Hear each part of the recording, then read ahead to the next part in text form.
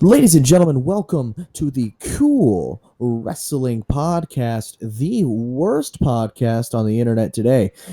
I am your host, as always, the Hash Brown Kid, and across the way from me, hello there. It is the Cactus. Cactus, how you doing, my man? Moshi Moshi, gomenasai. You fucking weeaboo. Ladies and gentlemen, we have had a busy day today. Yeah. We have watched 3 events. And we are going to talk about 4 events.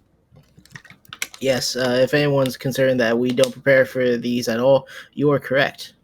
Of course, we did not prepare for this in the slightest. Yes. All I know, though, is I got a notebook full of notes, and I got a list right here of winners from the 4th event. And we're going to talk about that event right now. And with no further delay, only a minute into the podcast, there's no introductions needed. We're going to talk about Super Showdown. Yes, we are. An event that we both totally watched.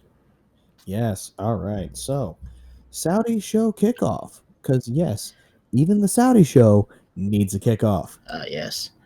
So we're just kicking off with the Usos versus the Rival. Cactus, how'd you think of that match? Oh, that match was good. I love that spot where the guy does the thing with the other guy. One of the Usos. I'm just gonna come out and say it. I didn't watch it. Oh yeah. Well, yeah. I'll still. I totally watched it. Yeah, I didn't watch. I didn't watch the show. I didn't watch it either. So that's all we're gonna talk about the Super Showdown. As I said in the beginning, I wasn't gonna talk about the show, and I wasn't gonna watch this show. Yes, and I was going to, and then it happened while I was at work, so I am not going to go back and watch that. Exactly.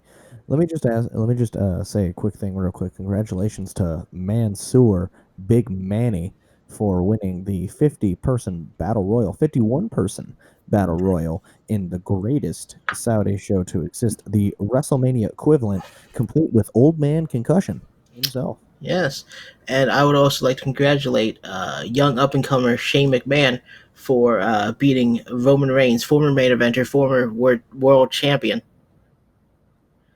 Man, what a downfall for Roman Reigns. I mean, he's got to lose to this upstart, this no-name Shane McMahon. Are you kidding me? I hope they push him to the moon.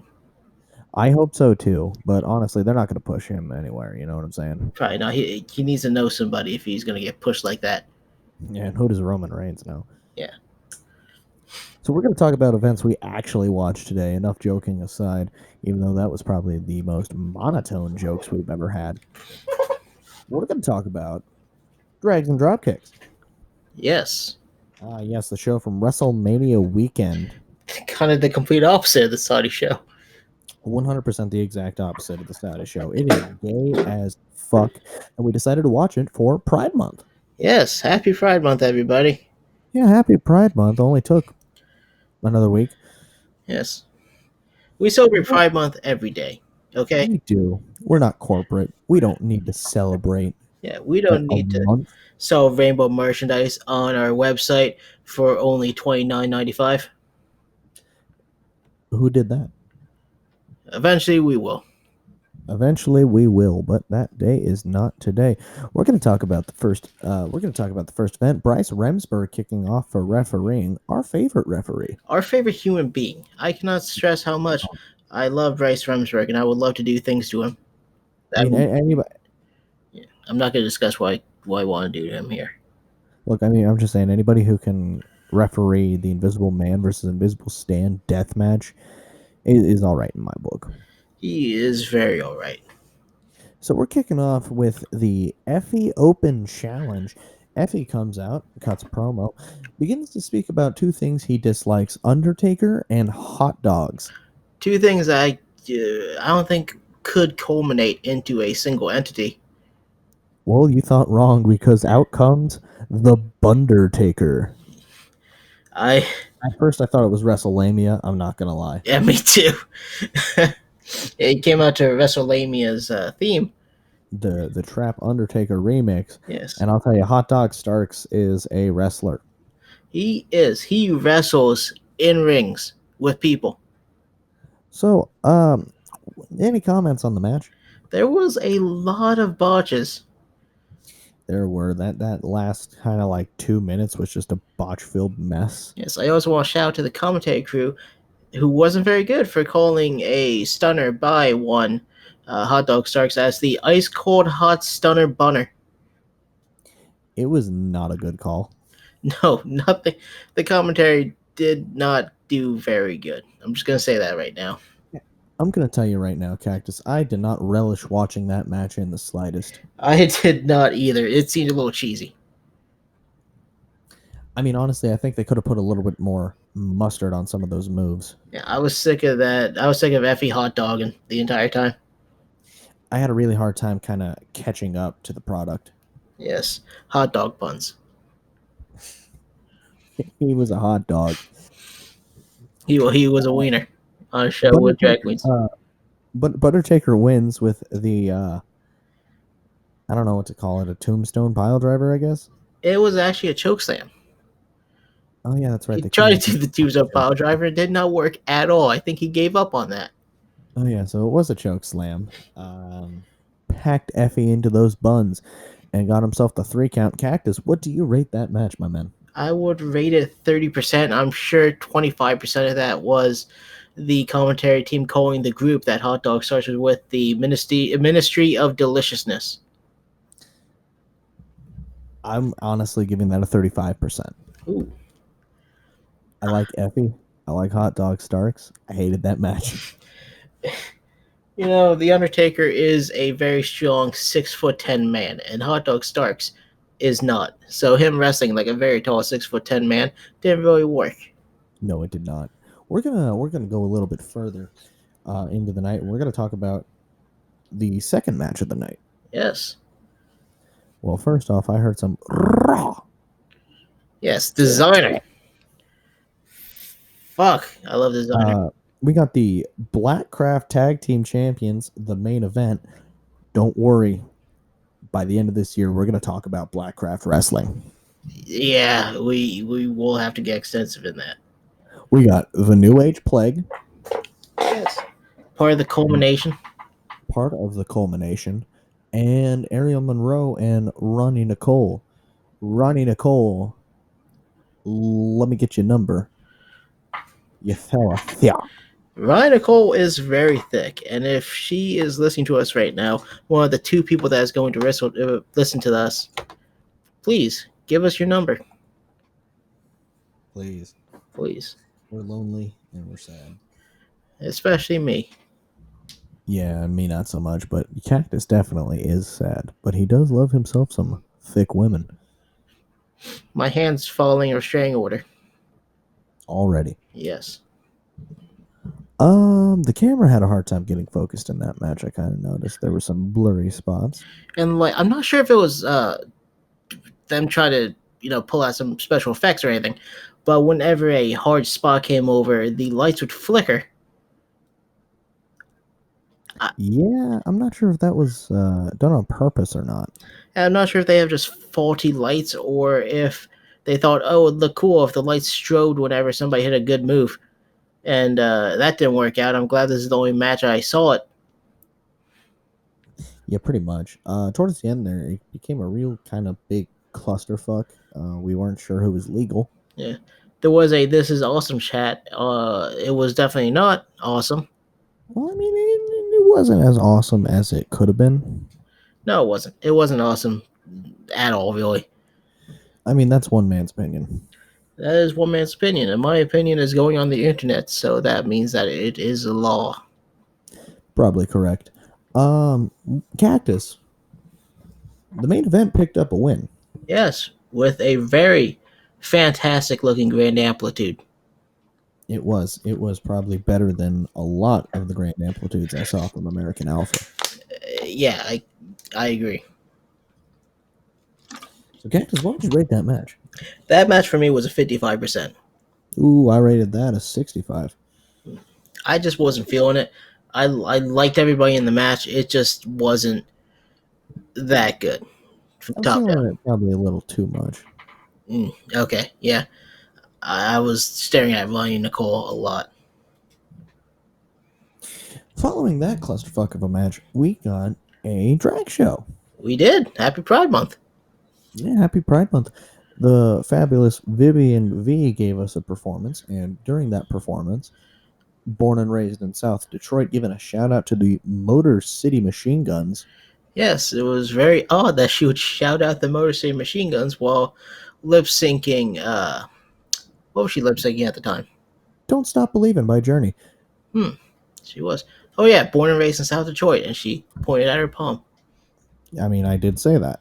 Yes, you did. I did not know that reference because I was not watching TNA back then. Correct. Um, so Cactus, you were a little homophobic at the beginning. I was not homophobic. I just drag shows are a little corny, and corniness kind of makes me cringe.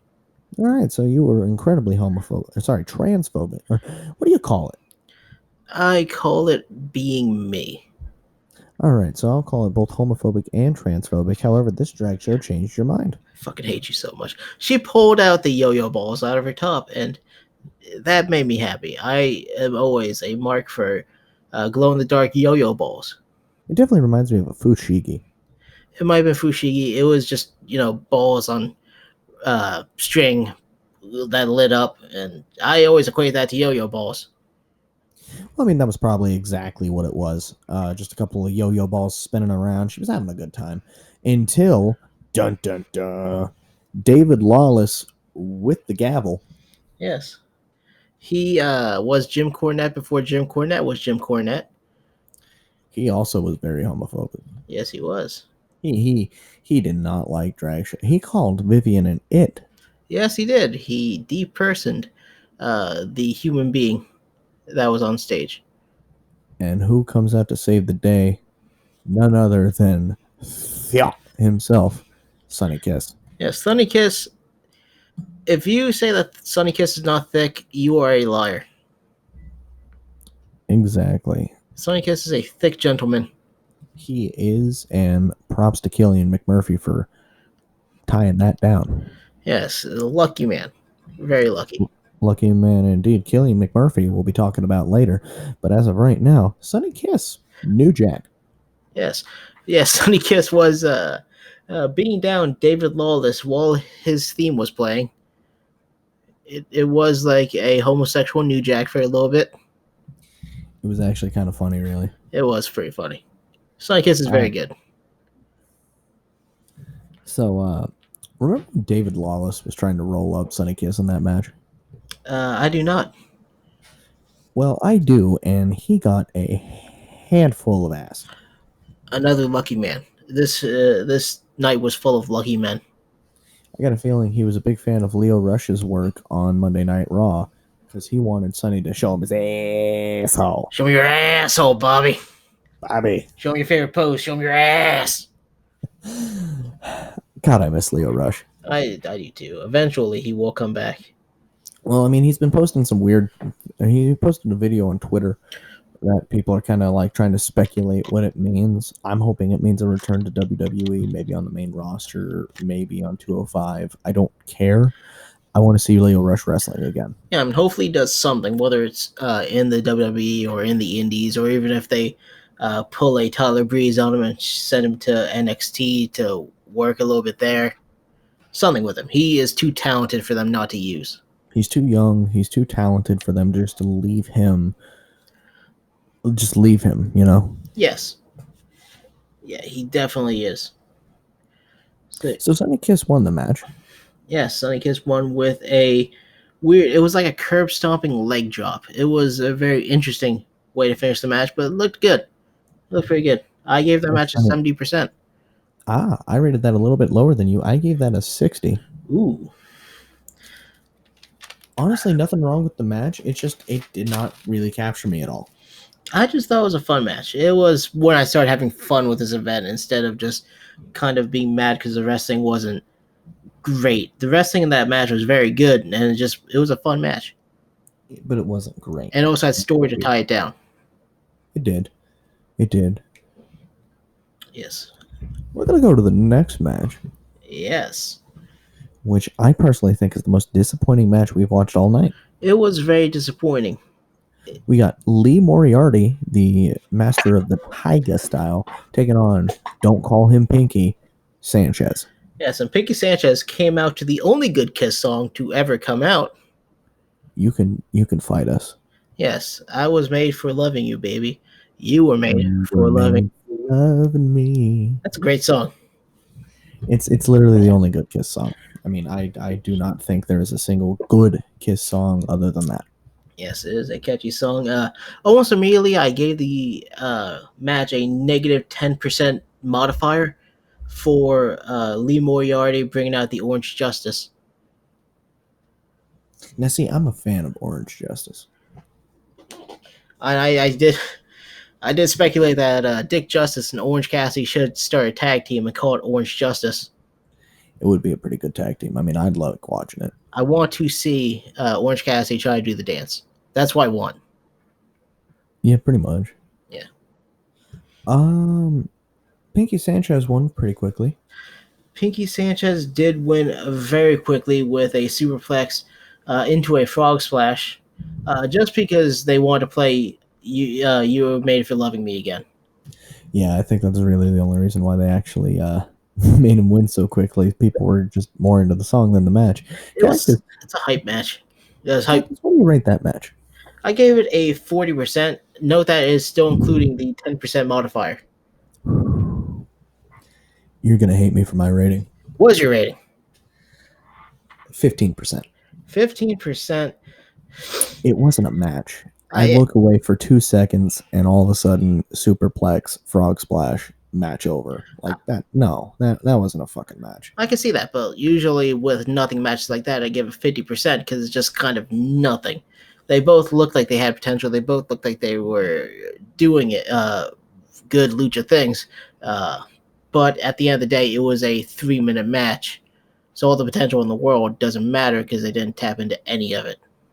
I still give it that 15%. That was just a match that I really wanted more from, and I was very disappointed. And I'm not going to argue with that. 15% is probably fine. It was more disappointing than bad, though. That's why I rated it higher. Pretty much. Jamie Senegal, and the next match, Yes, the pop-up queen of Boner City, took on the god of drivers, Everett Cross, and goddamn, this commentary team was insufferable. his name was the God of Drivers. He was not referred to as anything else for the longest time. Until they just started calling him Everett. Until they just started calling him Everett after I looked up to figure out what his name was, as if to spite me. They pretty much did spite you. Jamie Senegal looked like Ruby Riott a little bit. Yes, and Everett Cross looks like superhuman a little bit. So it was a weird match between a hot goth chick and a stuntman. He took on, I was not going to lie to you. I did hear his beginning promo. Hey guys, this is the superhuman god of drivers, Everett Cross here, and I'm about to take on this transgendered individual. This is for all the juggalos and juggalettes. Hope you like the video. Thumbs up if you like it. Whoop whoop. Anytime I get hit with a spot, just and then the camera will pan away. Fuck.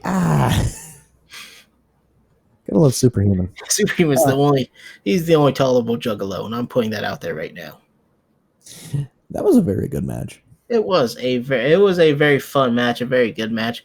Two people who seem to work good together and who seem to be good wrestlers. Jamie Senegal picked up the win. Cactus, did you get what she picked up the win with? She picked up the win with a kiss of death and then a black mass. Ah, yes, the kiss of death into the black mass. Cactus, what do you rate that match? I gave that a 76%. I gave it a flat 70. I thought the match was very good. I thought it was very fun. This event just was fun top to bottom. It was. And we're going to roll on right now into the next match.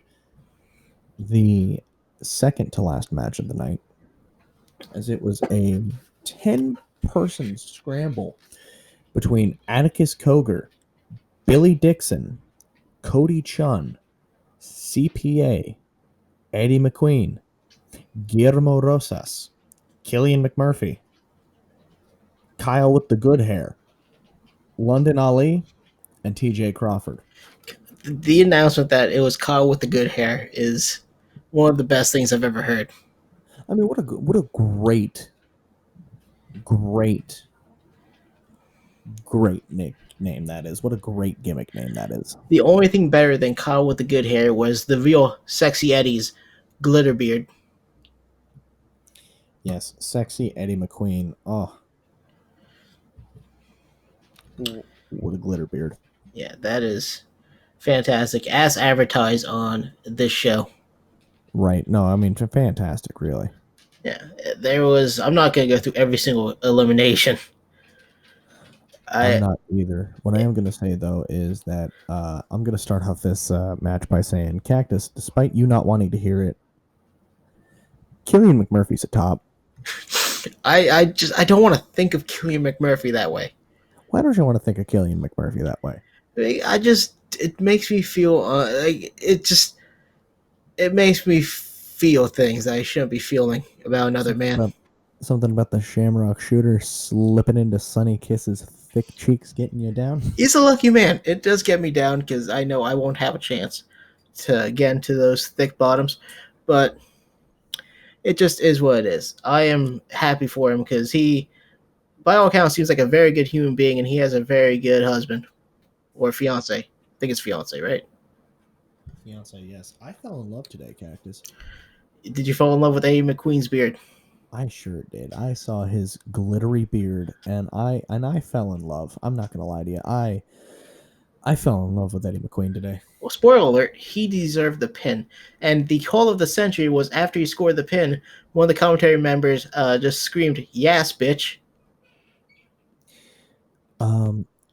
We weren't at that part yet.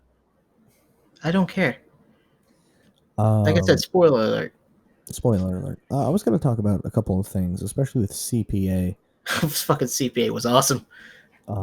First off, they tried to Irish whip him with his tie, but spoiler alert, it was a clip-on tie. The more I think about it, just the entire match, CPA was just shedding clothes. Until he was wearing nothing but a t-shirt and some undies. Yeah, no. He started out with flesh-colored boots. Yeah, he started out with a long sleeve shirt and slacks. And by the end of the match, he was just wearing trunks and boots. And a t-shirt. I don't know where his pants went. He went outside the ring and he came back without pants. I mean, Eddie McQueen's in a match with you. Would you keep your pants on? You have a good point. Yeah, you just have a good point. I can't even argue. So, yeah.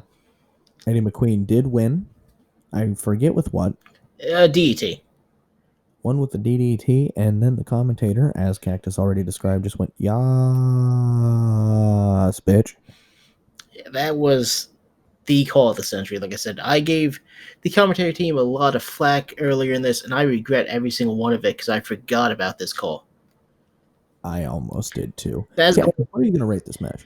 I rated a 74%, and that call is going to go down history with Jim Ross's "he's broken in halves" and all of those great commentary moments. Big Dog Eats My Ass? Big Dog Eats My Ass. My personal favorite Michael Cole call. Yeah. The dog poop, him just yelling the dog poop over and over again. Stomp. The stomp, the knee. All those great commentary moments. Michael Cole, just a treasure trove of commentary. Yes. I gave that match a 75. Oh, so we were very close to that match. We were. Last match, I got Casanova Valentine versus MV Young. The only note I have for this match is Vivian V helped out Casanova Valentine win, and then the lawn aerator. Something about a lawn aerator. Yes, apparently MV Young had a associate he walked to the ring with. And apparently if Casanova Valentine won the match, he would have 2 minutes in the ring with that associate with the lawn aerator.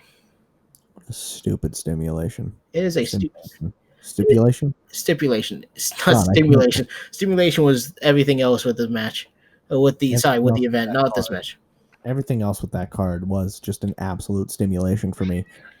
Cactus, what do you rate the Casanova Valentine MV Young match? I gave it a 68%, which might be a little generous. I gave it a 65. Huh. Yes. Yeah. The So only thing of note was Vivian V's triumphant return as a ref. we're gonna go into cool ratings. Cactus, what is the cool rating for this match? Ooh, why you always put me on the spot with these things? Because that's what we're doing now. Uh, On the fly cool ratings. on the fly core ratings. I am not creative enough for this. I have explained this to you. It was very fun. A fun time out of 10.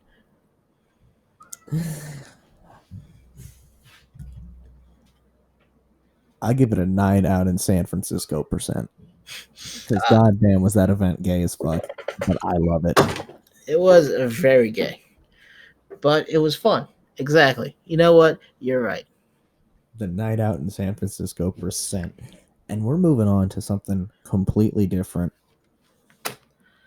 GCW and the Showboat Casino in Atlantic City presents the GCW Zandig Tournament of Survival 4. Can you leave me alone, Oliver? Can you go outside for a little bit? Looks like we got our first appearance from Cool Cat. Oh, he was meowing a lot before. I'm surprised you couldn't hear it. Yeah, I know. I couldn't hear a word at all. That is our mascot, Oliver, the orange piece of shit. Yes, he comes to my room and just yells at me. Some sources say that he voted for Trump and then he would do it again. Yes, some sources would say that. Other sources would say you vote for Hillary. So it's very mixed. Honestly, he didn't vote for Jeb Bush, so he's a villain to me. Yeah, exactly. He voted for whoever you're against. Yes. Yes, because he hates you. Cat. You, the listener, he hates you. We're gonna go right back into the tournament of survival real quick. Apologize for Oliver.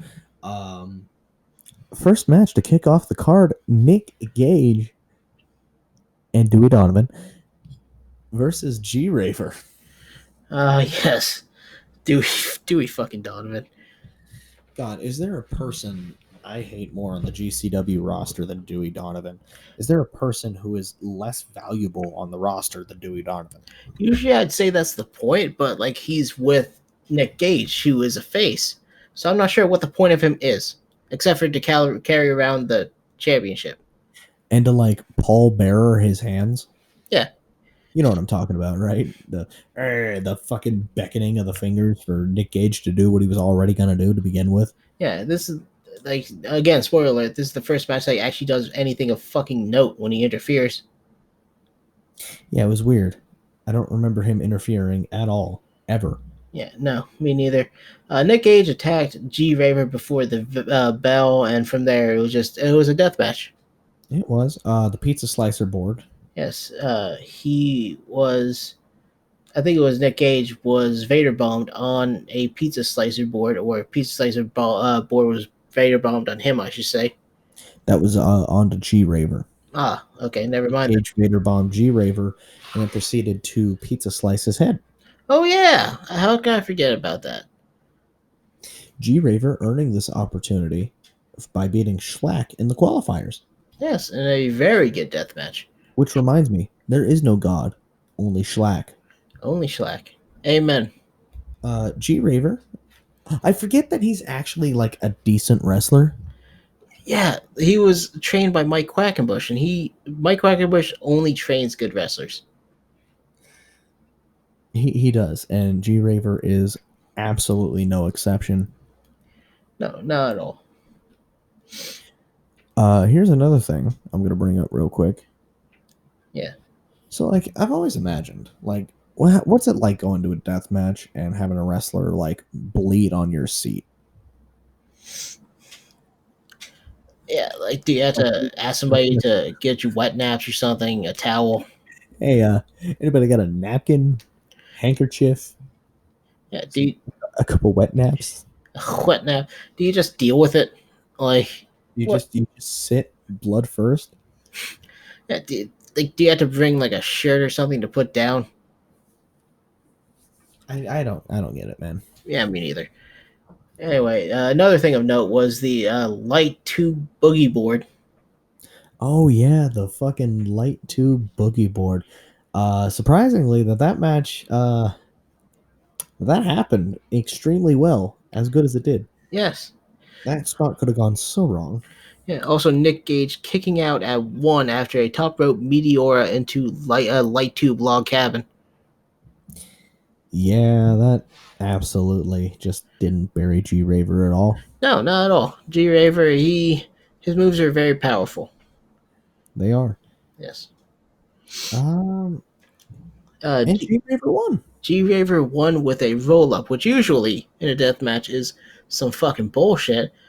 But the fact that it is the first match of a card with at least 6 death matches on it, it makes it forgivable. It does. What would you give that match? I gave that match a 72. I gave it a 75. Yeah, it was a good match for the opening, but it was just like at points it was a little slow. Probably a little too slow for me, honestly. Yeah, I know. I've seen a lot better death matches this year. Up next in the Tournament of Survival, we had Isami Kodaka taking on Orin Vite. Oh, I fucking love War Invite. Orin Vite, definitely one of those fucking, my current favorite deathmatch wrestler of the year, and that is including my favorite personal deathmatch wrestler, Masashi Takeda. Yeah, he was coming out to Zila Norador, and that's how you know he's special. Good old 4chan music at its finest. Yeah, He also came out with my personal favorite shows, sure, Digimon, yeah. Digimon, Digital Monsters. because, and I'm going to say this right now, Cactus, I don't care if you leave this podcast.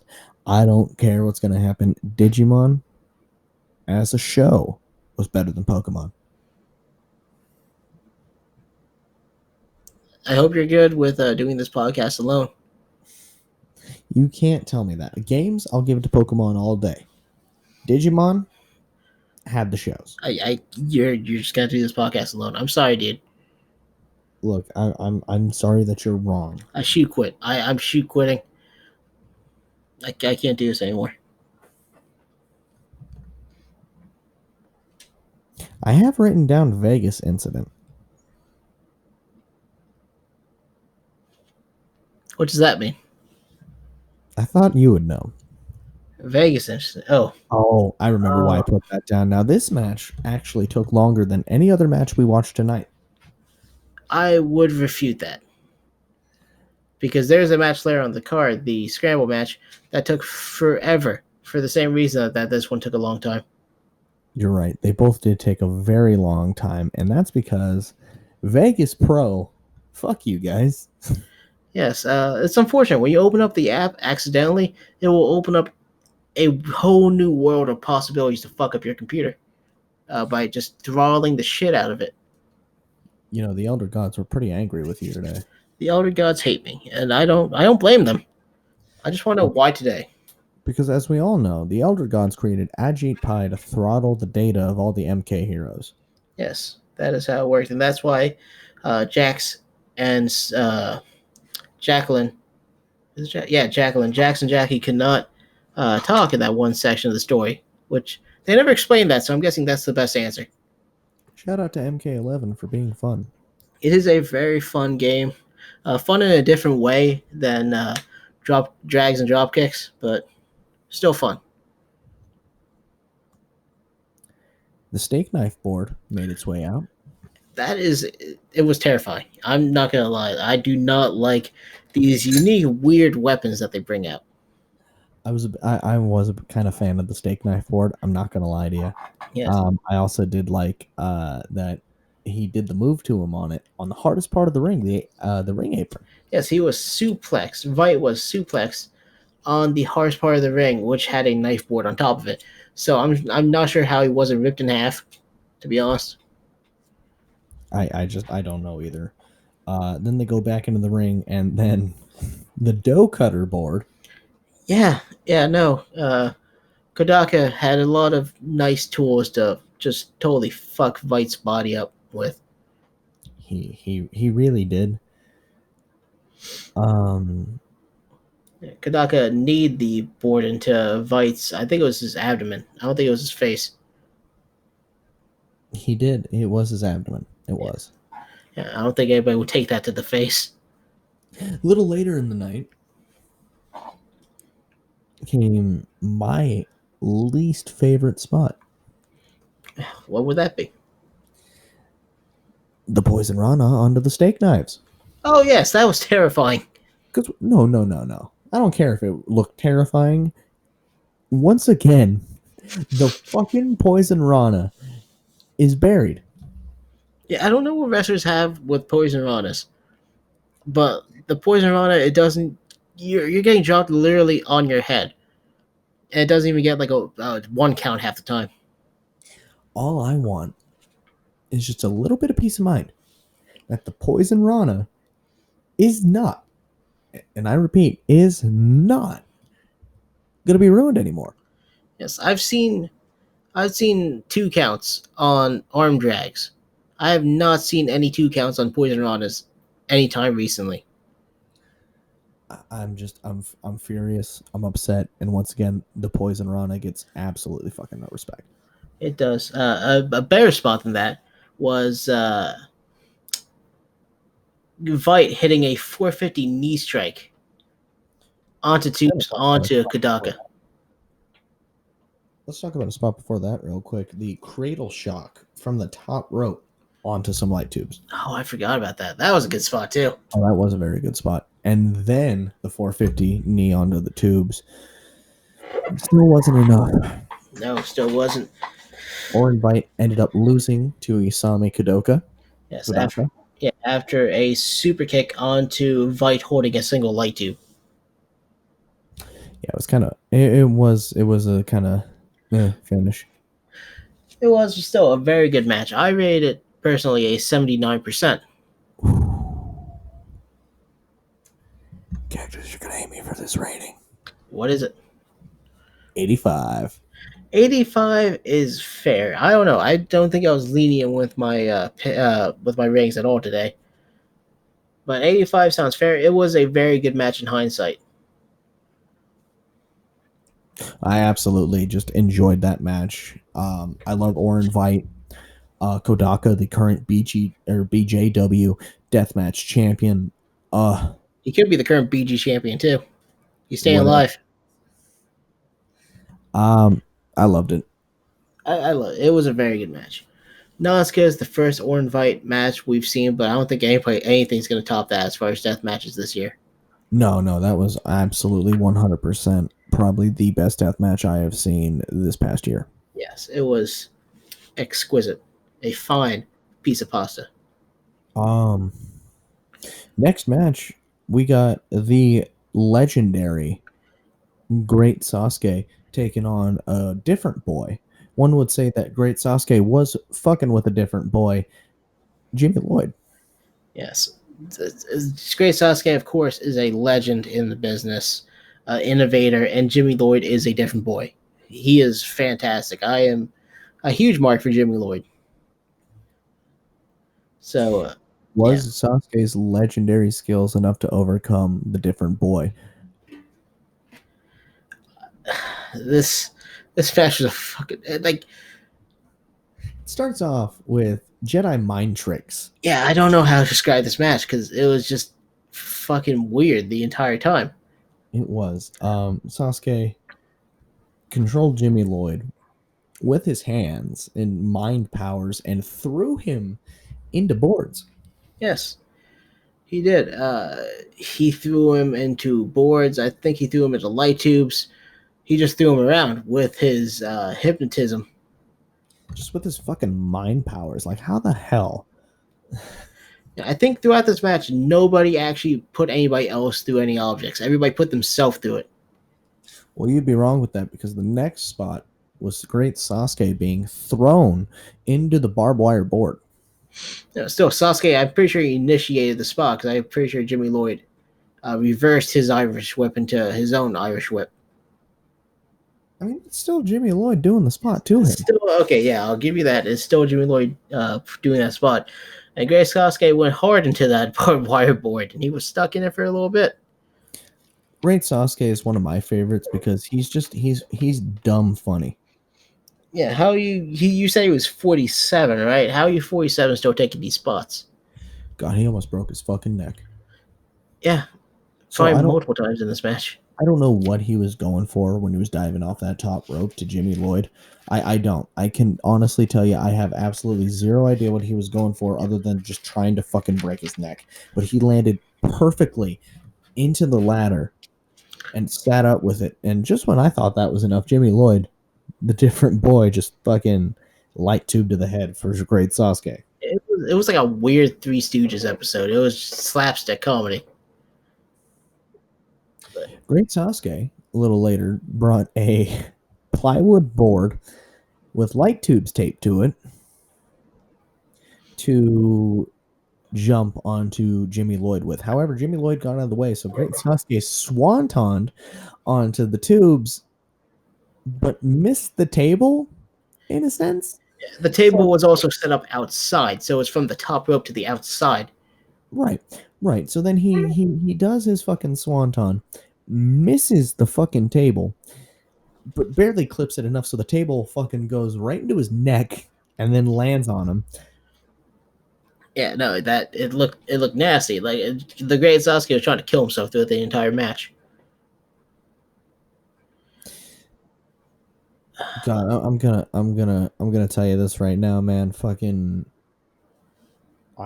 the saw board was not a fun spot. No, it was not. It was. Why Why a sawboard? Why?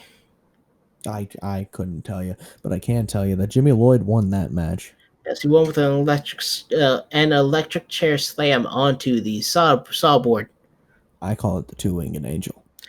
You could call it the two-winged angel. It was an electric chair slam. Cactus. What do you rate that match? I rated a 67%. I wasn't really feeling it that much. It God was interesting. damn, you and I are on complete opposite levels here. What So did you rate a fucking 100? What the fuck's your problem? I rated that a 90. How the fuck did you think that match was better than the previous one? I had fun. Great Sasuke was killing himself out there, and there was just so much fucking just weird, innovative shit going on. There was no way I could have rated that match less than the last one. I just wasn't feeling it. It just seemed like a comedy match in the middle of a deathmatch tournament, which is all fine and good, but that doesn't make it a good match. I like the spots. I like Sasuke, and I like the different boy Jimmy Lloyd. I like Sasuke too, and that's why I didn't want him to fucking kill himself, you goddamn piece of shit. Look, it's a deathmatch tournament. Whether it's death by Jimmy Lloyd or death by Sasuke, Sasuke was going to die tonight. It is the tournament of survival. It's a survival tournament, the opposite of a death tournament. Okay?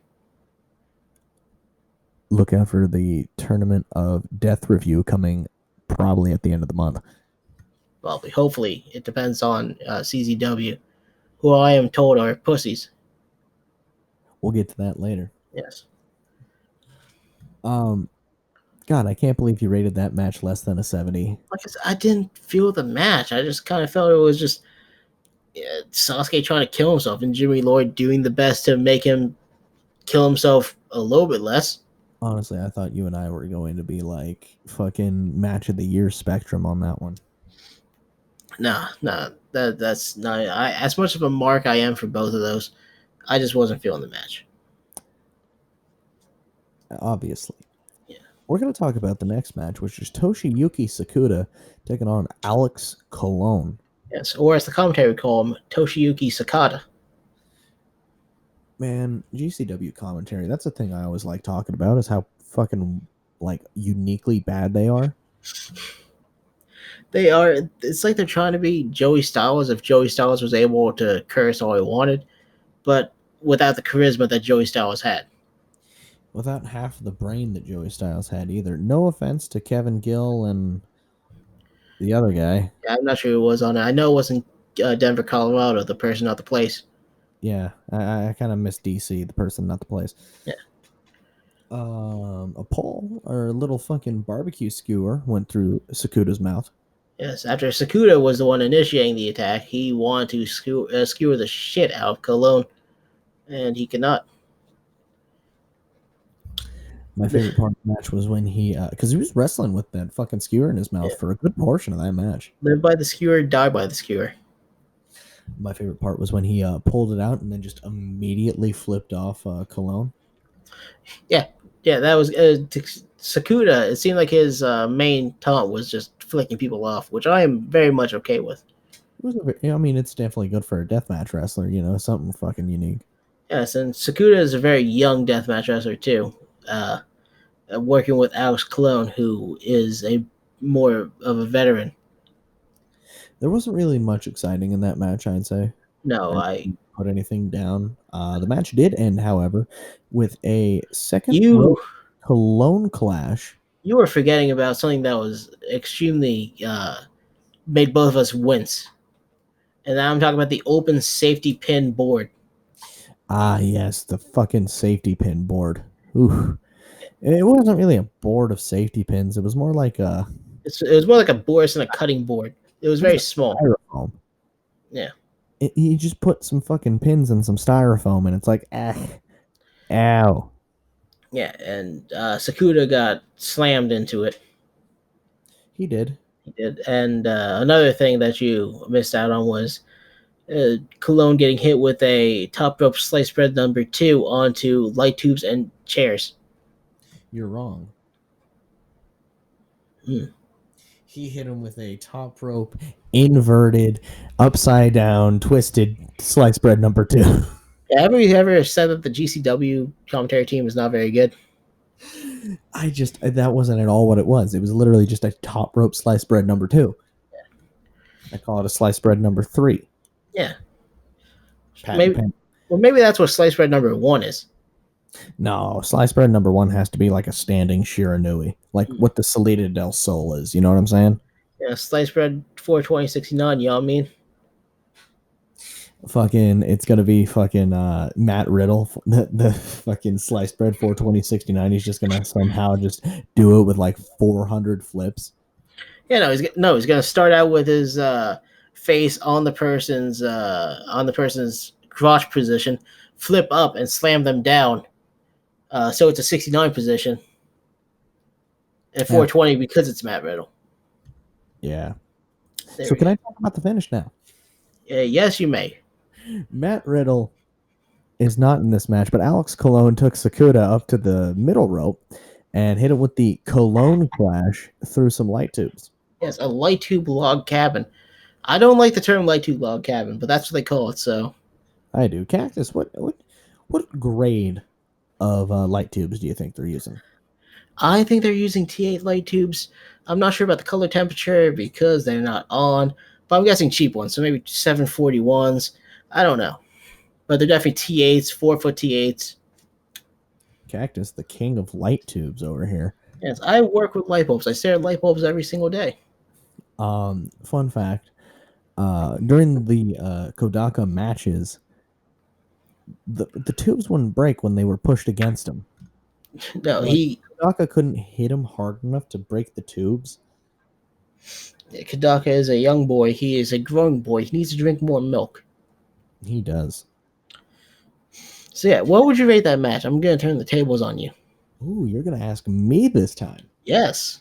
I rated that match a 78%. Okay, we're close on this one. Finally, 75%. Cool. Man, I was just into tonight. I was expecting you to just be like, "Jokes on you, bitch. That was a fucking 85." No, I stayed at a 78. Okay, yeah, fine. We're very close on that match. Good. We felt the same way about that match. Maybe from here on out, we will uh, be like that. Oh, I highly doubt it. I highly doubt too, because I was fucking pissed off for the next match because my fucking goddamn computer is a piece of shit. We'll get into your computer being a piece of shit, but as of right now, fellas, I gotta ask you all a question. What's a GCW event without a scramble? So we got our scramble in tonight. We got Grim Reaper versus Don't Call Me Pinky Sanchez versus Matthew Justice versus Joshua Bishop versus Kyle, Kyle, Cow Kyle the the fucking fucking beast. ATB and Kikutaro. Yeah. Of Pinky Sanchez not coming out to the Only Good Kiss song this time. Very disappointed. It wasn't good. There was a fan there, a bald fan in a red shirt trying to do the Kyle the Beast taunt, which look, I don't get how he does the fucking like flick of the wrist the way he does it, because goddamn, Kyle's got a fucking slick ass flick of the wrist. What the flick of the wrist? It is Look at the flick of the wrist. it is the stupidest fucking taunt ever. It's like somebody with muscular dystrophy trying to do the War Raiders taunt. Ouch.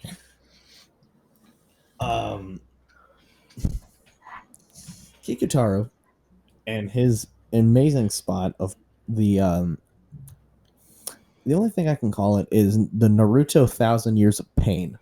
Yeah, I forgot what they actually call it, but they do have a name for it. I'm sure they do, but to me, it just is the 1,000 Years of Pain from Naruto. Yes, he puts fingers just going right up them cheeks. Yes, he puts both fingers in finger guns position, locks the hands, and just jabs in somebody's rectum. I mean, he got it in everybody's rectum. Yeah, including Pinky Sanchez, who has a rectum of steel. Yes, Pinky Sanchez catching Kikutaro. Yes, catching Kikutaro, his face contorting into a sinister grimace before breaking poor Kentaro's fingers.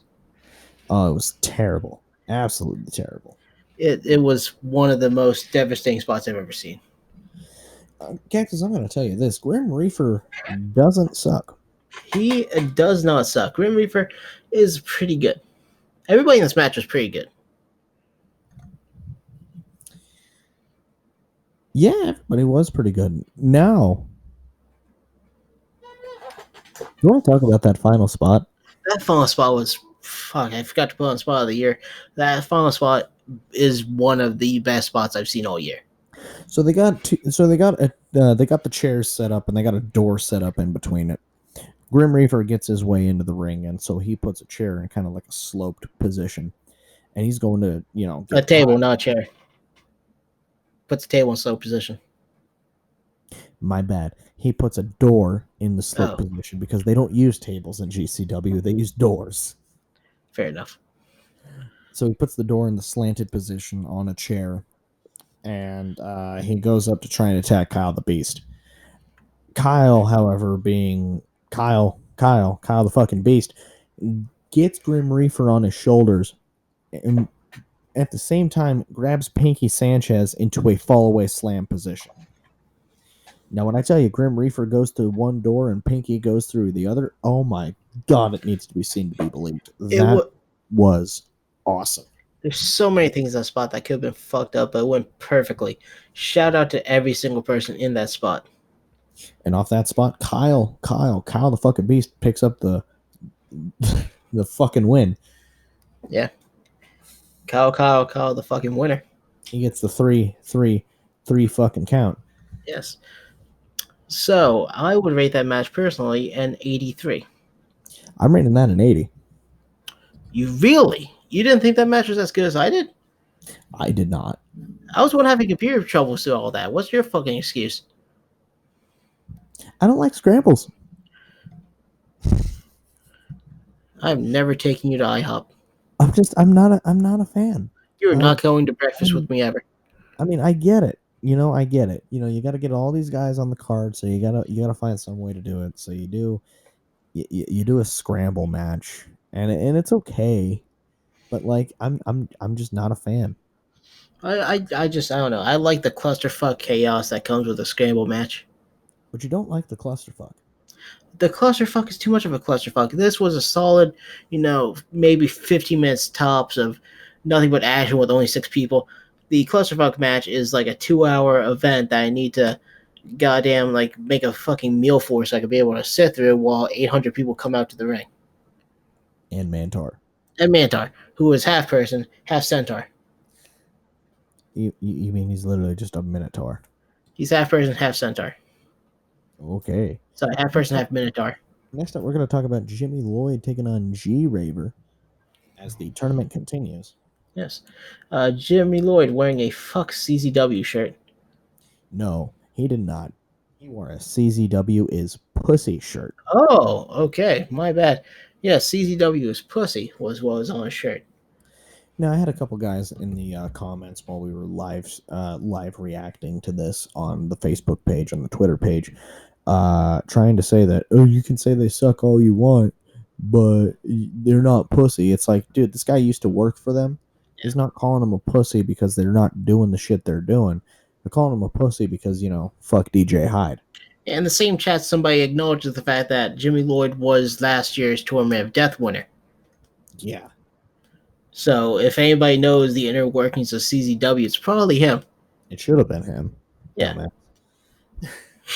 Yeah, no, we do not respect our fans. If you're listening to this right now, we don't respect you. At all, in the slightest. Yes. We will take every opportunity to make fun of you. Yes, and please go on our page and talk shit about us. We appreciate it. We do. It gives us something to do with our day. Yes, please. Another thing that Jimmy Lloyd did was somebody brought in a Jim Cornette head poster. We're going to get to that. But first, I want to talk about G Raver's entrance. Okay. He didn't have his mask. He did not.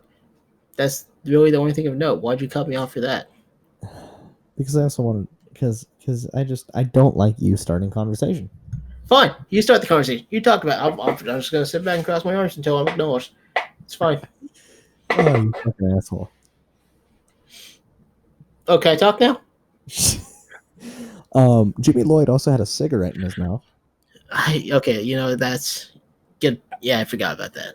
Well, I mean, the last thing you really would think you'd want to do in a high-profile contest like this is smoke. It gets your stamina up. You get your stamina low, but it puts your dead eye up, which is exactly. So yes, somebody in the entire the entire night had a fucking Jim Cornette head that had "Help Me" written backwards on it because Jim Cornette's head. Yeah. So Jimmy Lloyd spots it, points to it, gets out and grabs it, and then smashes a light tube on it. He also spits on it. He does. He spits on it, then hits it with the light tube, and meanwhile, commentary just fucking burying Jim Cornette. Yeah.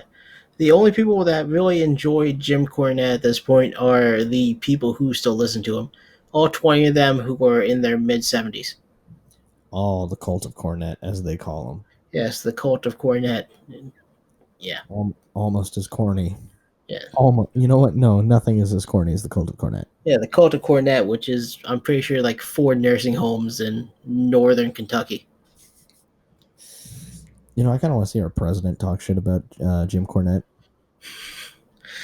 Jim Cornette talks enough shit about our president. I just want to hear fucking old fucking slick back hair Donnie talk about Jim Cornette. See if you can get him in a match. Like, make it for charity. I want to see Trump versus Cornette. Fucking. Just don't make it a scaffold match.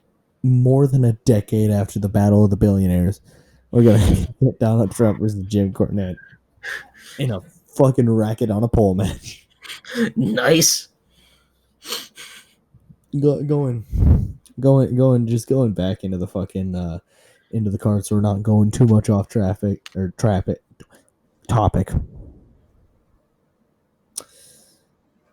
You can do this. I believe in you.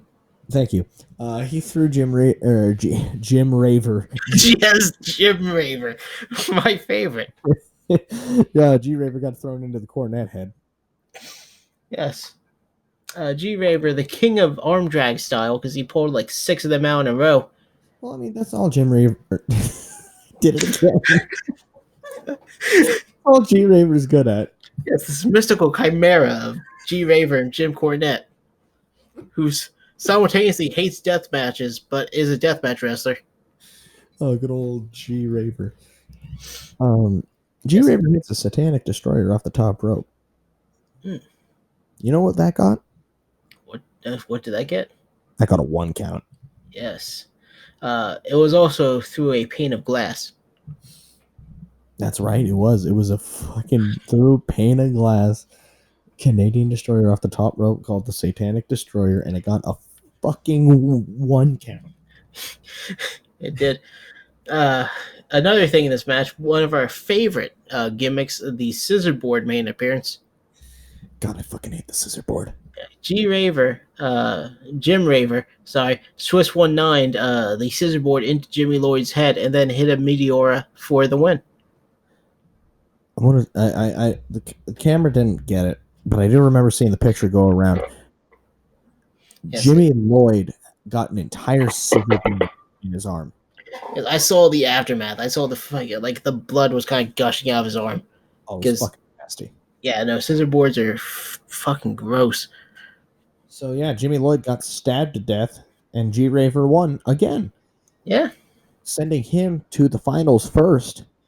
Yes, to take on either Alex Colon or Isami Kadaka. So what'd you rate that match? I rate that match an 84%. I rated it an 80. Okay, we're close. We're closer than before. I'll take it. Okay. I thought that match was by far the best match of the night. I did not think so. I thought Sasuke and Lloyd was better. I also thought that Vite and Kodaka was better. I'm not going to argue with you about it. I'm going to say I enjoyed Jimmy Lloyd and G Raver a lot more. Alex Colon then took on Isami Kodaka. Yes, the match. I don't know. Something was wrong with this match. It did not mesh well. They did not mesh well. I didn't actually catch most of the match. Yeah, a lot of people you'll hear phrases like, "Oh, they never got out of second gear." It was like they were stuck in third gear from the beginning to the end. They never changed gears at all, so it was like working mid pace. Like you don't get sucked into it, and it never feels like it's going to end. Right. Who won? Alex Colon won with a backslide also, which is not really doing it any favors. Ooh, I hate when that happens. Cactus, what'd you rate that match? I rated a 59%. I rated it a 50 because I did not watch the fucking match. Yeah, no, you see, 3 minutes in, I think it was 3 or 4 minutes in, you went to use the bathroom, and by the time you came out, it was done. Yeah, that wasn't very good. No, not at all. Afterwards, Isami Kodaka said, "This isn't GCW. This is fuck UW. Gotta love those Japans." Which, yeah, I'm not sure if he knows the actual name of it, but it was not fuck UW. It's GCW, by the way. It is Game Changer Wrestling, which, god damn, the next match was a game changer. Yes. Go ahead. Well, before that, they had the newest Deathmatch Hall of Fame inductees to come out and just kind of pray them to the crowd. They did. We did not watch that. We did not watch that, but I just want to just put it out there. It did happen. It's very nice of them to do that. Final match of the night. Yes. G Raver taking on Alex Colon in a anything goes death match. They had a trampoline with barbed wire. They had a staircase of light tubes. They had 2 barbed wire ring ropes. They had boards. They had fucking everything. Yes. And I want to stress enough, this is everything goes, as opposed to the other death matches where I guess if you use certain weapons, you will get disqualified. Exactly. G Raver died. G Raver just straight up died. He was I didn't see why he was pushed into the ropes, but he went into the ropes. The ropes did not support him, and he fell and he landed headfirst onto the concrete. Yes, he wears white contact lenses, so it looked like he was legitimately dead. It was probably the scariest thing I had ever seen. So, Cactus, what do you rate that match? Oh, that match, that was a solid. I didn't actually put a rating because I don't really consider that a match. I consider that a death. I rated that at 0% because the match ended on an Irish whip. What the worst finish? What fucking garbage! It wasn't even a Poison Rana. Come on. After that, we had the G Raver Memorial match. They God rest his soul. They were just sitting there, being stupid, and all of a sudden, fucking Schlack appears out of the crowd, takes off his hat, runs up there with his shirt on, chugs his beer, and he gets a light tube to the head. Yeah, no. Schlack, he joins this match to let the fans go home happy. Him and Alex Colon are battling light tubes and stuff. Then all of a sudden, Jimmy Lloyd's music starts playing. And Jimmy Lloyd comes out. Jimmy Lloyd comes out, so it Shout becomes out a to the three-way. wild card rule. Yeah, shout out to the wild card rule. SmackDown superstar Jimmy Lloyd finally being able to take on Schlack.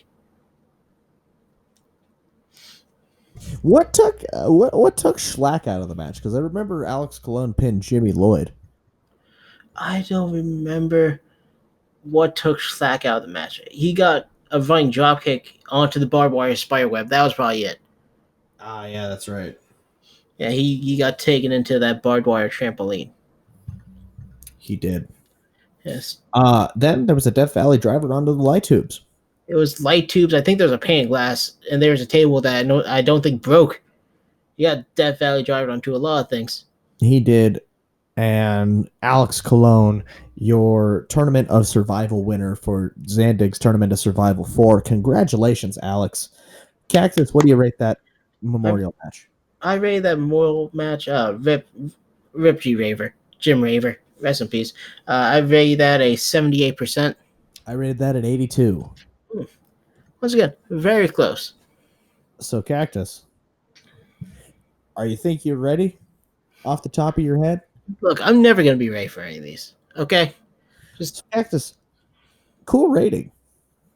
I need to work on my creativity. I need to work on my ability to think on the fly because I cannot think of any. What is an Atlantic City percent? Because nobody does anything good at Atlantic City casinos. Yeah, so it's 100% garbage. That's not fair. It definitely was something I can only expect to see in Atlantic City, New Jersey. Yeah. It's like going to Atlantic City and coming back with like slightly more money than you had before. And you're missing a kidney. And it was fun, but you feel a deep burden on your soul because you watched one of your loved ones die. Which is just the experience in Atlantic City. It's just the experience in Atlantic City. Yeah. So the final event we're going to be talking about tonight is a night I can't miss. Yes, the night you can't miss. A audible we pulled because we did not know it was on the same day we were watching stuff. Yeah. So it was just a complete. We weren't prepared for it. We were not prepared for it, and I don't think anything could get us prepared for it. I don't either. So we start off hot. Yes, I can't miss. Yes. Rascals taking on OVE. Cactus only shown the Rascals this year, thanks to me. I am very new to the Rascals, and I'm also very new to Sawyer Fulton. That's right, because you were not watching NXT when Sanity first debuted. No, I was not. So I did not know about the monster that was Sawyer Fulton. He really wasn't as good as he is now. Yeah, well, I'm glad he improved. Then it'd be bad if he was worse than he was before.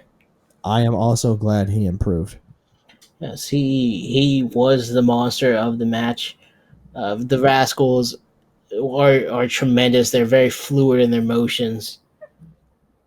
And their gimmick is lol weed, bro. Yeah, LOL weed, bro.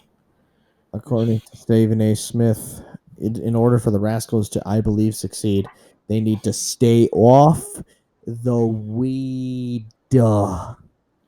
Yes, and just like Stephen A. Smith's advice, it is not good advice because that's their entire gimmick. They would lose everything if they got off the damn weed. Duh. I'm glad they don't. I am also glad. So the Rascals won with, I forget what Trey Miguel did, but he did something, and then it went into a hot fire flame. Yeah, I also forgot what he did, but it looked very nice. There's also a move before that looked pretty cool, where I think it was Jay Christ hit a diving cutter from onto, I think it was Dez, while Sawyer Fulton had him in military press position. Yeah, that sounds fucking awesome. It was a very good spot. Well, I'm glad. Cactus. 80%. 80% All is right. what it is. I gave it a 75. Okay, well, I thought this match was very, very good, and It yeah, was. Backstage, we got Johnny Impact and the unspeakable Michael Elgin, and Johnny Bravo's there. Johnny Bravo's there just to go, yeah, yeah, he is a literal yes man. because I don't think I heard him say anything else other than yeah all night. I don't think so. I don't think so either. He is the bargain bin, whoever Nick Gage comes out with. Can we talk about the audio issues for a second? As soon as they cut away from that very mediocre promo from Michael Elgin, we were treated to some horrible white noise. I mean, if you think I pop sometimes, Jesus Christ. It was fucking. It was like I was listening to No Other Tongues again. It was just noise. It was almost something to put on Bandcamp. God, I hated it. Yeah, no, the audio in here, like the audio in the venue, the audio in the ring was about 20 decibels higher than the audio from any video package or backstage segment. That was fucking atrocious. But I am going to tell you this right now. Yes. We got quiet towards the end. We did, didn't we? We did.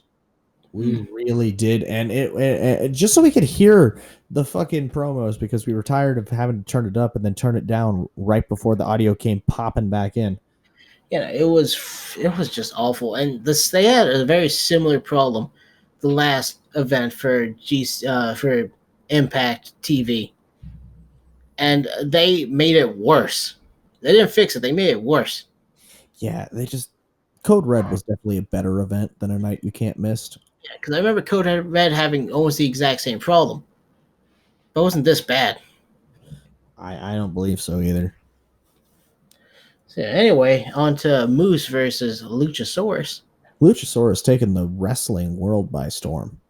Yes, he is. He is half man, half dinosaur, half luchador. Half man, half dinosaur, all penis. Oh, I'm not sure about that, but all luchador. I didn't really get anything for that match. It was a very kind of match. It was a very meh kind of match. Moose did his put some stank on spot. I love the stank on it spot. Luchasaurus hit a very nice looking black mass into a choke slam. I did appreciate that as well. Luchasaurus, a surprisingly good wrestler. He originally known as Vibora in Lucha Underground and having just a breakout year because let's face it, nobody fucking watched Lucha Underground when the fucking Reptile Tribe was on. Fight me. Yeah, nobody watched Lucha Underground, and a lot of people watched Double or Nothing. So a lot of people were introduced to Luchasaurus. So I honestly believe this could be the breakout year for Luchasaurus. It's shaping up to be like that. Back to the match, Moose won with a dick kick and a spear. Which he's been winning a lot of matches that way. Like that's how every match for him has gone that he's won.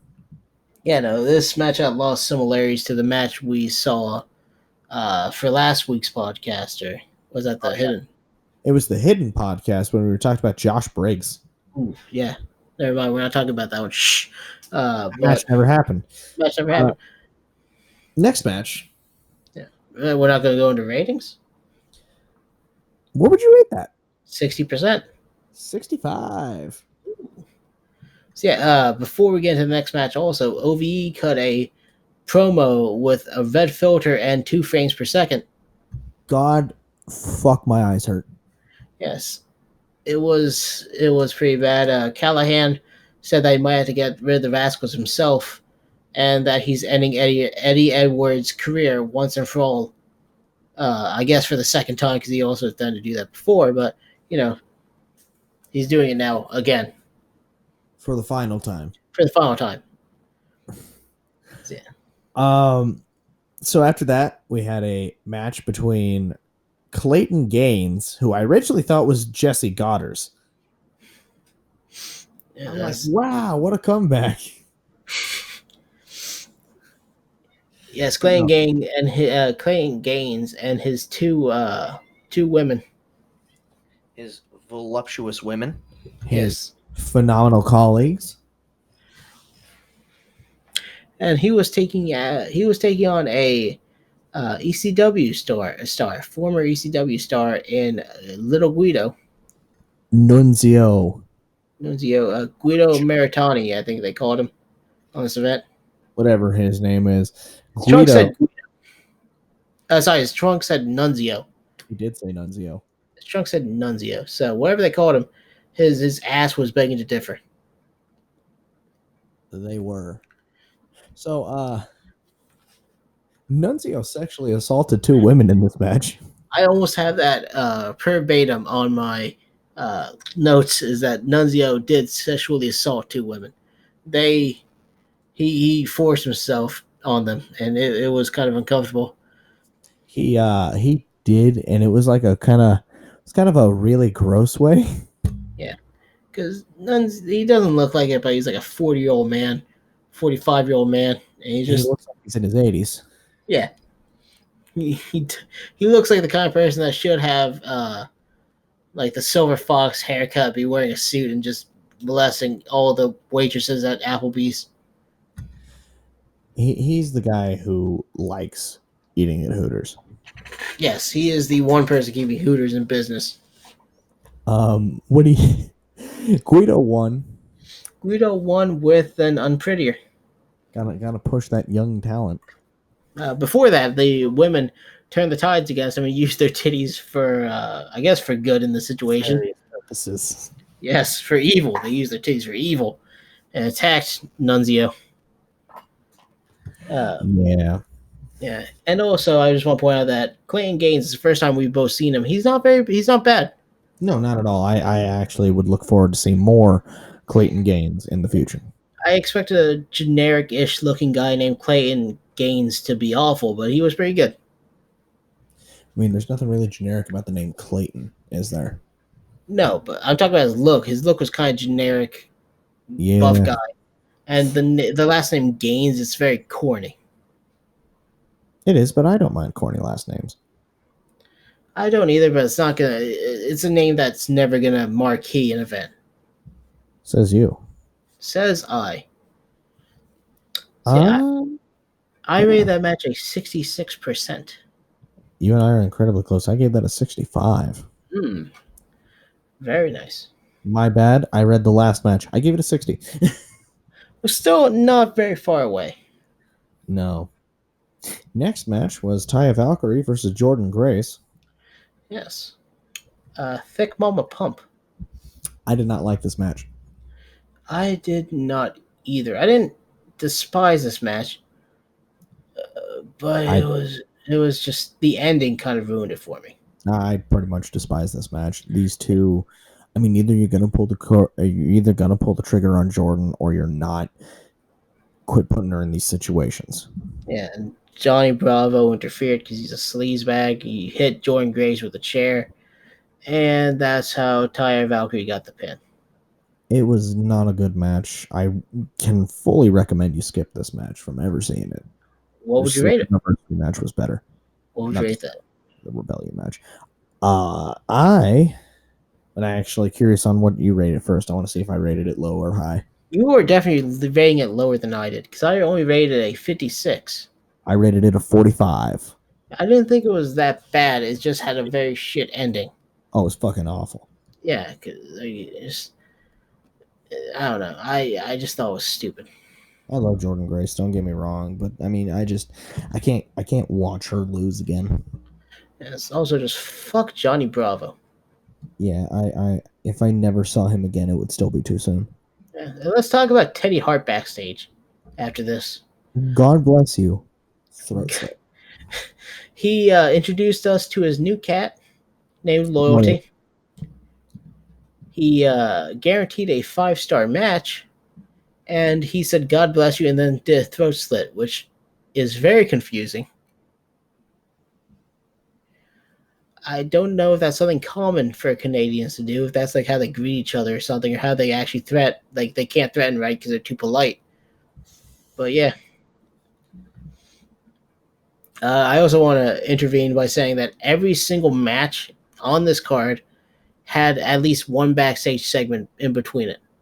It did. So I mean, it had a good chance to clear the ring. Yeah, but seriously, like just every single one had kind of a very similar-ish interview thing, and not like a lot of promotions kind of do something similar so they can clear the ring, but not every single one of them has horrible audio issues. Yeah, that one had some pretty bad audio issues. I ain't gonna lie to you. Yeah, so just there's a lot of turning your volume up and down and getting fucking ear raped. Next match was Teddy Hart taking on Rich Swann, taking on Willie Mack. I'm not gonna lie to you. I put down Teddy Hart versus Rich Swann versus Teddy Hart. That would be that would be a very interesting match. This was for the House of Hardcore Championship. Yes, it was. Uh, Before the match started, well, as the match was starting, Willie Mack's music came back on for Revenge because it was not finished. It was not. No. Willie Mack, of course, all three of these men are some of our favorite wrestlers. Definitely our top 30 or so. Yeah, we got a lot of favorite wrestlers. We do. To say they're in like our top 50, that's a compliment because we watch a lot of things from a lot of different promotions. I mean, we're subscribed to Independent Wrestling TV. We're Yes. probably going to get a subscription to Power Slam TV. You know how many Yes. promotions that is? That's over 200. Yeah, not to mention I think it's 5 promotions attached to DDT Wrestling. We have the Dragon Gate Network. We And have the WWE Network. AJPW, NJPW, CZW, BJW. BJW, Stardom. All the fucking Puro Resu Dream stuff. Yes, we watch a lot of wrestling with a lot of different people, and just these 3 people are they are standouts. They all could be main eventers in their own right. WWE, honestly, he seemed like a perfect fit. He did, and what happened? It kind of sucks. It does. I don't blame WWE because you can't. That publicity of domestic abuse is never good. Never is. Yeah, so I get the charge of drop thing, but it's going to be bad publicity if they didn't cut him. I mean, they fired Enzo, and Enzo was, charged with false rape accusations that everyone knew was fake. Yeah. So yeah, it is what it is. Match ends with Willie Mack hitting the 6-star frog splash. Yes. I also want to point out an amazing spot where Willie Mack had Rich Swann on his shoulders, and Teddy Hart came in with a Doomsday Canadian Destroyer onto Rich Swann. Oh, yeah. If you watch MLW, you know exactly what spot we're talking about. It's the Hart Foundation's finish, and God, I love it every time they do it. It's just phenomenal. Also, Teddy Hart got stunned by both men on the hardest part of the ring, so it hurt extra bad. He got a stunner and a cutter. The second one also looked like a stunner. Yeah, but it was a cutter. I think it was just Rich Swann didn't want to take the spot on his back. No, see, Rich Swann did take it on his back, and Teddy Hart landed on his head. Yeah, it was a very good match. I gave it an 88%. I gave it an 89. We are very close on that one. Kudos. I enjoyed that match. I enjoyed it a lot. It wasn't the 5-star classic that Teddy Hart said it was going to be, but it was a 4.5-star classic. It was a 4.5-star, 4 and maybe 5/8 ish. Up next, we have Sami Callihan taking on Eddie Edwards. Yes, in a match that went on way too fucking long. OVE's new theme sucks. Their new theme is fucking garbage. I miss their old theme. Their old theme was so much better.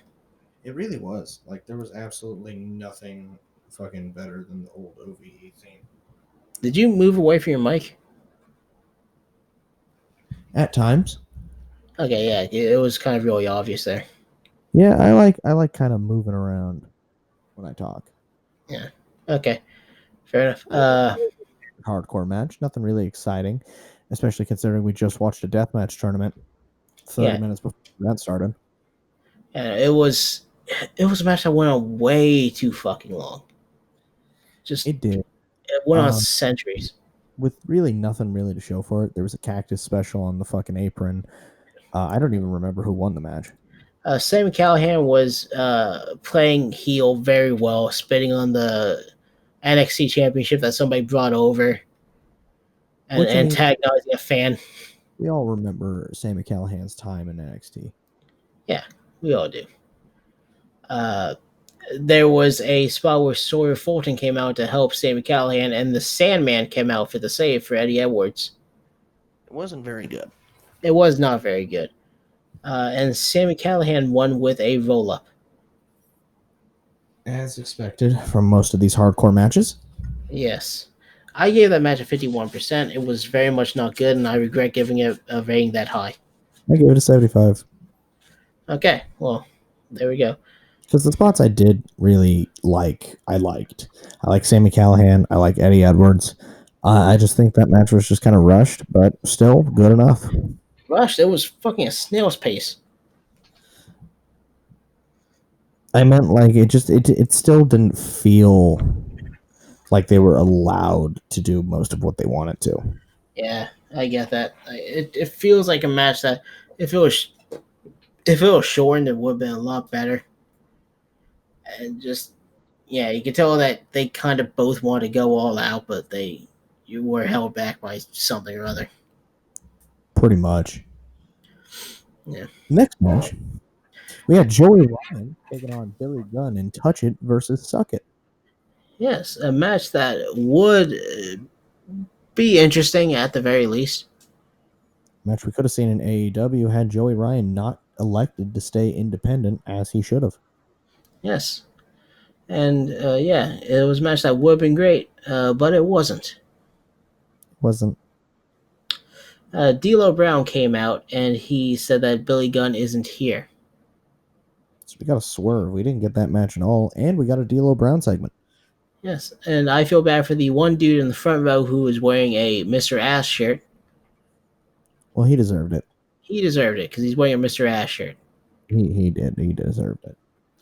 Yeah, Joey Ryan tried to make D'Lo Brown touch his genitalia. Didn't work at first. It did not work at first, but eventually he got him. He fucking got him. Yeah, it wasn't very good. He did touch him, and he did do the U-porn plex, the penis plex, whatever you want to call it. Yeah, the penis plex. What would you rate that match? I rated a 55%.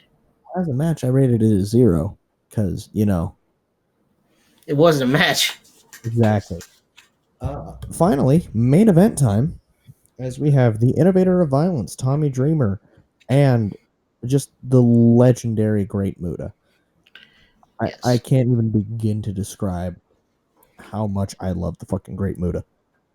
We do very much like the Great Muta. He is a fantastic wrestler, a fantastic innovator in the business. I can't stress enough how much I fucking love Muta. Yes. Just being able to see Muta and Sasuke in the same day. I know it's different events that took place different weeks, but still. I mean, it was a great match. It's a treat, and it's very good that both of them are still wrestling.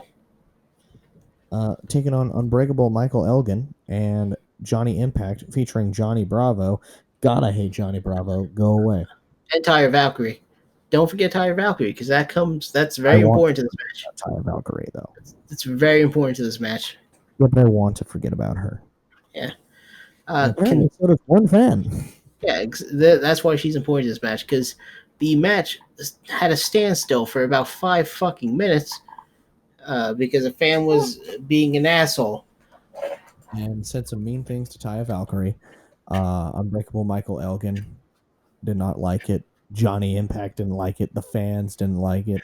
Most importantly, Tommy Dreamer didn't like it. Yeah. We do not know what the fans said, so we can't really weigh in on whether it was deserving of such a reaction. No, but he got a fuck this guy chant, asshole chant. Tommy Dreamer got on the mic and pretty much just called him a fucking asshole. Yeah. He was mooned by Johnny Impact. Security went and took him out, and the whole crowd and sang na na na na na na na na. Hey, Hey, goodbye. goodbye. Meanwhile, fun fact: Muda was doing a rest spot during that, so the fans could pay attention to that instead of the match. Yes. Fucking It's perfect. Yeah, it was very interesting during this match because usually when somebody's paired with the Great Muta or another veteran wrestler well past their prime, they would be teamed with a younger main eventer, someone who could carry the load. He was paired with a 40-something-year-old extreme wrestler. You can just say it. He's a lard ass. He was. Tommy Dreamer's never been in that good of a shape. He's the everyman. You could just say Tommy Dreamer's a fat fuck. I'm not You saying could- he's a fat fuck. I'm saying that he's not a very good wrestler anymore. You could just say he's too big, and then he should just kill himself. Like you can say that. It's our podcast. I can really say it. No, Oh. But yeah, Tommy Dreamer, he is not a very good wrestler anymore. And I mean, you could argue that he was never good to begin with. you could make that argument. I will not argue with you on that Look, argument. I mean, I'm not gonna lie to you. Tommy Dreamer to me has never been a guy where I'm like, oh, I love this Tommy Dreamer match. It's I love this Tommy Dreamer storyline. Yeah. Tommy Dreamer is a story wrestler. Yeah. Yeah, so yeah, while I'm sure Bully Ray was in the back berating that fan, uh, Muda hit a Shining Wizard on Johnny Impact for the pin. Shout out to Bully Ray, bullying fans. Yeah, shout out to Bully Ray. Bully, yeah, you can chant whatever you want in ECW, but now that I'm 20 years older, don't say anything mean to my wife ever again. My girlfriend or the head booker's girlfriend ever again, or I will bring you backstage, which is against my authority, and give you some mean words. Yeah, Bully, don't treat the heels like heels. It might hurt their feelings. Ray, What a fucking clown. he is a fucking clown. That match was a 60%. I didn't watch any of it. Hmm. I was too busy doing other things. And then when I come back, the match is over. Yeah. You tell me it ended via Shining Wizard. Yes, it did. So I will give that match, based off of what I think the match was, a 55. There was also a miss spot. See, I don't know this. Yeah, there was a miss spot. All right. What happened? Muda misted Johnny Impact. He gave him the red mist. Ah. Yeah. What a good spot. It was a good spot.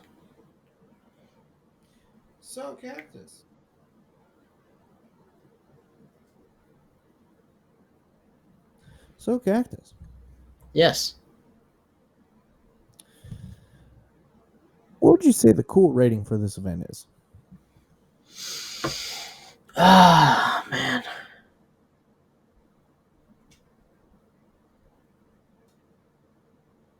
I don't know. I give it a night I can missed percent. Ooh, yeah. Honestly, that was just your typical Impact show where nothing happens. Yes. It was one of those shows that usually you catch from the WWE or from Impact where it just feels like a long version of the weekly show. Right. It didn't matter, really. Nothing really about it was like like I said, none of it really mattered. Yeah, the only things that were really special were the Muda, the Sandman appearance. I don't think any titles changed hands. I don't think anything really interesting happened story wise. It was just a filler event. It was a filler event, and one I was fooled by the name. I could have missed that event. Yes, I do. I regret watching that event, kind of. I feel like it wasted too much time for what it was worth. Really, yeah. Yeah, for the deafness I'm going to experience for the audio issues to start the Moose match. It was not worth it, and in the slightest. No, not at all. So that comes to the end of our events on the podcast. Cactus. Yeah. Here in a few hours, Dominion is going to start. It is going to start, yes. So, before we find out anything of the event, let's give a quick prediction list. Okay, let's do that. All right, so the first match, we're going to have Jon Moxley taking on Shota Umino. Fucking Jon Moxley. Like, I can't believe he's going to get buried this early. It really is a shame that Jon is going to get buried this early. Shota is a house of fire, and I mean, they kind of built to this match at the Best of the Super Juniors final, because although you and I did not watch it, even though we said we were going to, although we didn't watch it, the fun part was after Jon Moxley pinned Juice Robinson, Shota was the young lion of the match, and he angrily stared at Jon Moxley. Oh, God. Shit. Yeah, sorry. That's perfect booking right there. That is perfect booking. I'm so glad this event. I'm so glad they have that build up to this match. I'm picking the underdog. I'm going Jon Moxley. I will also pick the underdog with Jon Moxley. I think he's going to win with some shenanigans. Hopefully, we see that butterfly brainbuster as that one fucking clown on the indie scene tried to. You stole my move. Yes, yeah. Remember, if you use any move that anybody else has ever used, you stole that move from them. Exactly. Fucking idiot. Next match, we got Satoshi Kojima, leader of the Bread Club, taking on Shingo Takagi. Fucking God, Shingo's awesome. As much as as much as I heard that match is fantastic, I really wish Shingo would have won because I feel like this is gonna really cool him down. I mean, I do too, but I mean, when you look at it from the big picture, Hiromu's the junior. As soon as Hiromu comes back, Shingo's going to heavyweight. Yeah, Yeah, you can't keep Shingo down. you can't keep Shingo down. Yeah, Shingo's gonna win this match. I don't think we're Absolutely. gonna argue with that. Yeah. He's gonna win. Next match, we have our personal favorite wrestler in New Japan, Yoshihashi, and Jushin Thunder Liger taking on Suzuki-gun in Zack Sabre Jr., Just Tap Out, and Minoru Suzuki. That is going to be a interesting match, I guess. Sorta, not really. It's a Liger match. Liger's in this tag match, so his team's not going to win. You're right. I'm picking Suzuki-gun. Suzuki-gun is going to win. Probably Zack Sabre Jr. is going to take home the tap out victory. More than likely. Next match, we got a nothing six-man tag, as New Japan is known for.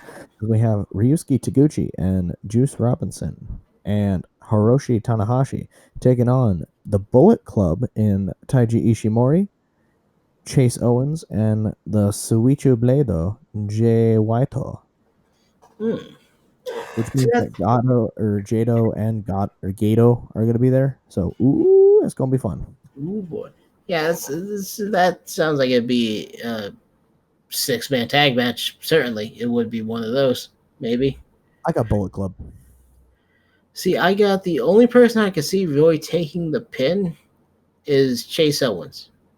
Yeah, but I see Taguchi losing it to a bloody cross. Taguchi might, but the way they booked him in the Best of the Super Juniors, they might want to try to continue off of that. So I'm just gonna say that Chase Owens is gonna take the pin. All right, so we have our first difference of the night. Yeah. Up next, we have Taichi and Tomohiro Ishii for the Never Openweight Championship. I can't go against my lord. I'm picking Taichi. I want to pick Taichi, but I think they're gonna put the belt on Ishii. Ishii would make sense. Yeah. That's really all there is to it. Yeah, that's really all there is to it. Next match, we got the IWGP Heavyweight Championship as the Gorillas of Destiny take on Evil and Sonata again. IWGP Heavyweight Tag Championship. Sure. You forgot the tag part in that. I don't care. I got God winning. Yeah. Yeah, no, I'm not gonna go against that. I'm not gonna go against God twice. Yeah. we got the Junior Heavyweight Championship as we got Dragon Lee taking on Will Ospreay. Will Ospreay's winning this. Will Ospreay's winning this. Dragon Lee is very, very good. It's going to be a very good match. It might be another 5-star match. Oh, it might be a match of the year. Definitely could be. I mean, it's Will Ospreay. Will Ospreay's fucking amazing.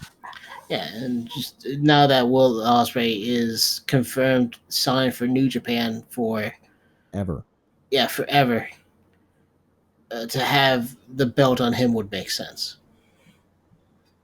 It really would. There's really nothing else to say about it. Yeah. IWGP Intercontinental Championship. We got Kota Ibushi taking on Tetsuya Naito again. I mean, it's probably gonna be a good match again. I got Kota. I'll take Naito. All right, that's 3 differences, and we're gonna have 4 by the end of the night, and I'm gonna tell you why. IWGP Heavyweight Championship. We got Kazuchika Okada taking on Chris Jericho. They're not going to put the belt on Jericho. Yes, they are. They're not going to put the belt on fucking Jericho. Damn well, they're going to fucking put that belt on Jericho. No. Look, the way Harold's been running this company for a while, he's all about Gaijin, and there is no Gaijin bigger than Chris Jericho. So yes, they are going to put the belt on Jericho. Jericho's going to be the fucking Lesnar to the goddamn New Japan IWGP Heavyweight Championship. He's going to hold the AEW title. He's going to hold the IWGP Heavyweight title. And he's just going to throw them both on the ground because it's Chris fucking Jericho. Who gives a shit? Harold's got a fetish for Gaijins, but I think that even he has his limits. I don't think that he's going to do this. Yeah, so that's our 4th difference because I'm picking Jericho. You are fucking stupid. You are a goddamn imbecile. When I win, you won't be saying that. When you win, I won't be saying that. But you're still a fucking poopy head, dumb brain. To begin with, I know it's stupid. I can't believe I'm doing it myself, but I'm doing it. He's winning both titles this year. I guarantee it. You are a man with no morals, aren't you? I am a man as lawless as Chris Jericho wrestling in the year 2019. Just between that and your previous comments, I don't remember. Oh, about Digimon. I don't think this is gonna work out between you and me with podcasts. Well, this is a good stopping point to the podcast anyway. Thank you for tuning in once again to the Cool Wrestling Podcast. This is episode 3. And don't forget, Cactus, what did we talk about today? We talked about a lot of things. We talked about life, love, salvation, and the word of the Lord Jesus Christ. We also talked about how thick Sunny Kiss is. Sunny Kiss is extremely thick, and I will give up God for Sunny Kiss any day. I would also agree to that. So, from me, Hash, and Cactus, good night, and thank you so much for tuning in. We'll see you next week. Mwah.